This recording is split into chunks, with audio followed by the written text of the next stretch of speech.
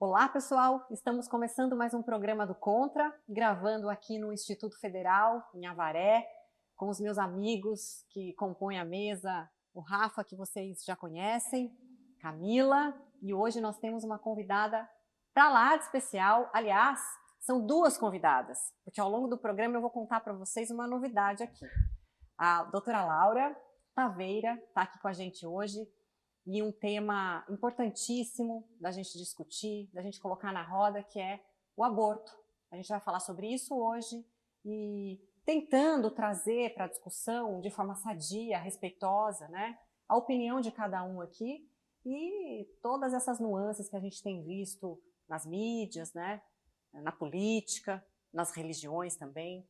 A gente vai tentar fazer um bate-papo de forma a contribuir com um pensamento crítico a respeito desse tema, e para isso, é claro, eu conto com essa galera aqui importantíssima comigo, que vai elaborar todo esse pensamento junto comigo.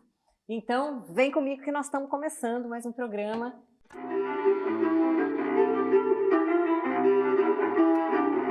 Eu tô te explicando pra te confundir, tô te confundindo pra te esclarecer, tô iluminado pra poder cegar, tô ficando cego pra poder guiar. Eu tô te explicando pra te confundir, tô te confundindo pra te esclarecer, tô iluminado pra poder cegar, tô ficando cego pra poder guiar.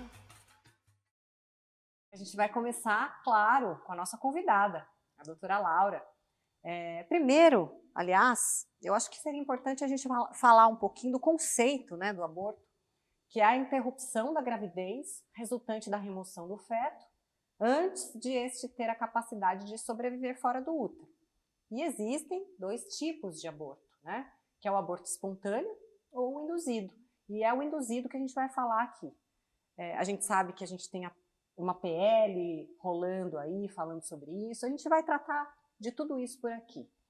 Mas para a gente iniciar, doutora, primeiro bem-vinda. Obrigada. É uma honra te ter aqui. Obrigada. Uma mulher inteligentíssima. Eu fico tão feliz, gente, quando tem mais mulheres aqui comigo, viu, Rafa? O Thierry não está aqui hoje, né, gente? Mas no próximo programa ele está com a gente também, está fazendo falta aqui. Um beijo para você, Tia. A gente conta com você no próximo programa. Mas quando a gente tem uma mulher desse naipe aqui com a gente, fica bem mais fácil, né, da gente conversar. Vocês vão ver, vocês vão conferir comigo de quem eu estou falando. A doutora Laura é defensora pública aqui na cidade de Avaré. E quando eu falei que iam ser duas convidadas, é porque a doutora Laura está carregando com ela uma bebezinha e que está participando também de alguma forma com a gente desse debate hoje. Então, bem-vinda. É duplamente uma honra te receber, né? Um beijo para a Morena, que está em casa assistindo a mamãe, né?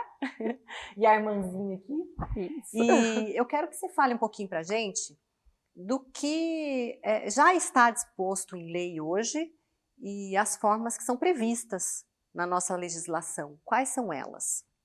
Bem, eu queria primeiro agradecer pelo convite, é um privilégio estar aqui e muito interessante essa oportunidade de conversar de um tema que é polêmico, mas que tem que ser discutido e tem que ser trazido à tona, né? Então, em relação ao aborto legal hoje, nós temos a previsão desde 1940 de abortamento nos casos de violência sexual contra a vítima, né, a gestante, e também nos casos de risco de vida da mulher. E, mais recentemente, em 2012, o Supremo também previu que nos casos de fetos anencéfalos, né, ou outras doenças que impeçam a vida extrauterina, o aborto também não seria criminalizado. Doutora, eu vou aproveitar o ensejo para te perguntar sobre a questão da saúde da mãe. Quando o feto coloca em risco a vida da mulher, também é possível, perante a lei, ela fazer o aborto? Sim, né, nos casos de risco de vida para gestante, e não precisa ser um risco de vida iminente, né, não significa que ela está ali à beira da morte, então aquelas coisas de filme que a gente vê, né, salve a mãe ou o bebê, não é só isso, né. Por exemplo, se ela tem um câncer e precisa ser submetida a uma quimioterapia que vai inviabilizar a gestação, também é um caso, né, de que o abortamento é possível. Ou então uma diabetes, né, muito grave, que a gravidez possa colocar em risco a vida dela. Então, todos esses casos, logicamente, mediante atestado médico, é possível fazer o aborto de forma legal. E é importante também a gente ressaltar que em todos os casos previstos em lei do aborto legal, não é necessária intervenção do Poder Judiciário, né? Então, o nosso papel, por exemplo, lá na Defensoria, né, a princípio, não tem nenhuma relevância nesses casos de aborto legal. A mulher não precisa procurar justiça, não precisa procurar a Defensoria Pública ou um advogado para entrar com o processo, porque isso tudo deve ser feito normalmente diretamente através da rede de saúde. Né? Então, por exemplo, no caso da mulher que corre risco de vida através de um atestado médico, a mesma coisa um atestado médico no caso de anencefalia, né? E no caso de violência sexual, basta a palavra da mulher junto aos órgãos de saúde. Ela não precisa registrar boletim de ocorrência, ela não precisa entrar com a ação. A Defensoria Pública e o sistema de justiça só são acionados quando o sistema de saúde falha com essa mulher. Recentemente, a gente viu aí nas mídias um caso que, se eu não me engano, aconteceu no Espírito Santo, de uma menina de 11 anos que sofreu abuso e ninguém queria fazer o aborto, tanto que eles tiveram que sair da cidade deles e buscar ajuda em outra cidade para conseguir fazer isso. Então, o que eu vejo é que, infelizmente, essa lei, ela existe, mas ela não é cumprida, né? Submetendo muitas vezes a mulher, nesse caso a criança, a muito mais sofrimento do que ela já tinha ali, né? Que foi ser abusada. O que você pensa sobre isso? De que maneira a sociedade precisa encarar esse fato com sabedoria para que a situação dessa criança ou dessa mulher não piore? Bom, não é nem uma questão de opinião, né? A própria Organização Mundial de Saúde equipara a negativa ao abortamento seguro, nos casos, né, previstos em lei, a gravidez, a manutenção da gravidez forçada, como uma violência de Estado. Né? Então, é como se fosse realmente uma tortura essa menina que está sendo revitimizada. Né? Num caso desses, por exemplo, de uma menina, uma criança de 11 anos, não existe nem dúvida de que seja uma violência sexual, porque ela é incapaz de consentir para um ato sexual, né, consensual. Então, já está assim, mais do que provado de que foi uma violência sexual. Então, o Estado, através dos sistemas de saúde, através até do Poder Judiciário, muitas vezes, que negue, que prolongue esse sofrimento, está cometendo um ato de tortura contra essa criança e tem que ser responsabilizado. Sem dúvida. Camila, a gente encontra várias situações aí difíceis de debater nesse tema, né? Principalmente na nossa região aqui, né?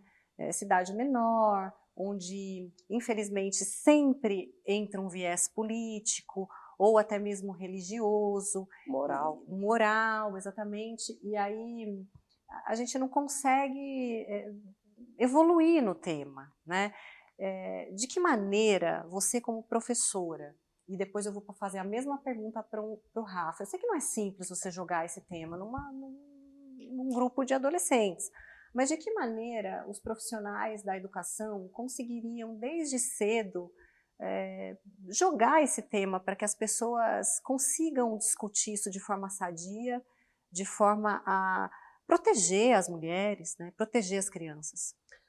É que, na verdade, quando a gente discute questões sensíveis, elas são sensíveis por uma razão, né? A estrutura social impõe, muitas vezes, e mais vezes às mulheres, algumas condições de como elas devem viver, o que elas devem fazer, como elas devem proceder aos acontecimentos da vida dela, né?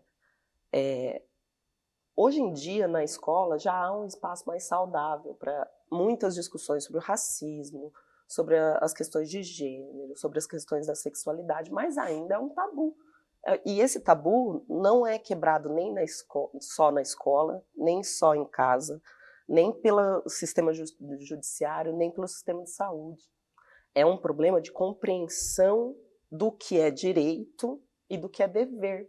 O dever do Estado está posto.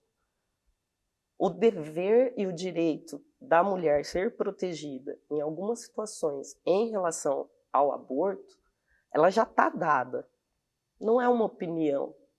Tem um formato, tem um período, tem uma métrica, uma dosimetria do que pode acontecer. E a escola, ela acaba se colocando como um espaço de discussão de tudo.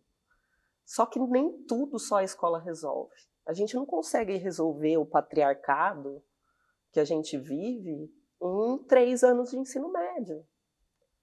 É uma formação de uma sociedade que encara a mulher de uma determinada forma. E este é o problema. Como as pessoas encaram o fato de ser mãe, de não ser mãe, de dar continuidade a uma gestação, de não dar continuidade a uma gestação. O que é gestar, o que é ser mãe, o que não é ser mãe. Então, assim, existe um modelo muito estabelecido numa sociedade patriarcal, que é o que a maioria da população mundial vive, que é a mulher sendo sempre um alvo da vontade do Estado, da vontade do homem, da vontade do sistema de saúde, da vontade do delegado. E essas leituras, elas estão turvas, porque elas não vão na direção da lei, e sim de um julgamento moral do que esta mulher deveria encarar, porque ela deveria olhar o gestar acima de qualquer coisa, de qualquer situação. E aí o histórico disso, se é por violência, se está em risco, o que está previsto em lei não deveria ser discutido. E aí a gente volta para um lugar que é da origem da sociedade brasileira, que é da origem dessa mulher dentro da sociedade, das lutas que nós tivemos que travar para ter o mínimo de autonomia. E a gente não tem autonomia sobre o nosso corpo. Até muito pouco tempo a gente era considerado incapaz. Então, assim, como que uma menina, seja lá de qualquer idade, consentindo ou não, por estupro, por uma situação de risco, ela consegue enfrentar o julgamento moral sobre o que está acontecendo com ela? Então, assim, eu sou uma mulher de 40 anos, sou autônoma e eu não tenho controle sobre isso. Eu sempre morei em cidades pequenas e provincianas. E há um histórico de câncer na minha família terrível, que é a sombra que existe. E depois dos 40 anos, eu sempre busco retirar o meu aparelho reprodutor. Em nenhuma situação, em nenhuma cidade, em nenhum médico que eu fui consultada, que eu fiz os meus acompanhamentos, eu tive a possibilidade de discutir isso. Porque não casei, porque não tive um filho, porque o fato de eu optar por não ter um filho não é o suficiente. Ó, eu cheguei aos 40 anos, não aconteceu uma gravidez, não chegou a isso, e eu não posso optar por não ter esse reservatório de uma grande possibilidade de ter um câncer. Então, assim, chega num limite que, assim, o médico vira e fala assim, mas mantenha a esperança. Olha isso, frases que eu ouvi dentro do consultório de um médico formado. Mas mantenha a esperança, você não sabe o que pode acontecer. Como se eu tivesse que desejar isso.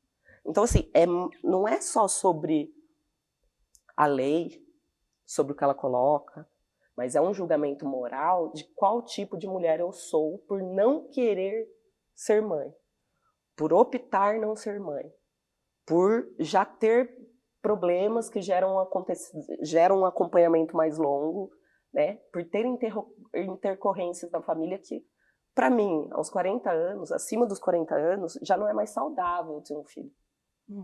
Dentro das condições que eu tenho pré-estabelecidas. Mesmo assim, eu não encontro um médico que fala, vamos pensar sobre isso. Nem vamos pensar sobre isso. Não vamos pensar sobre isso, porque você pode engravidar ainda. Você ainda tem chance de construir essa família bonita da margarina. E aí me tira a autonomia de ser eu na minha totalidade. Essa é a grande questão. Porque independente do que acontecer, ou não acontecer, eu tô vivendo sobre o crivo moral do que o outro acha que deve acontecer com o meu corpo feminino, com o meu ser mulher no século XXI. Não é fácil ser mulher, moçada. Temos 4 aqui na mesa, quase 4, 3,5 para falar isso. Tem peso. E tenho que passar a bola aqui para o homem, para o representante masculino da mesa. E preciso te ouvir a respeito desse tema.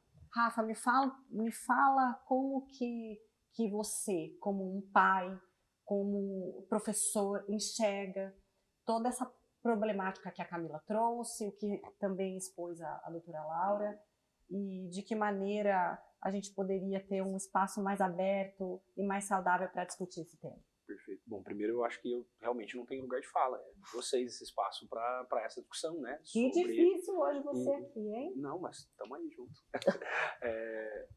Mas nessa condição, né?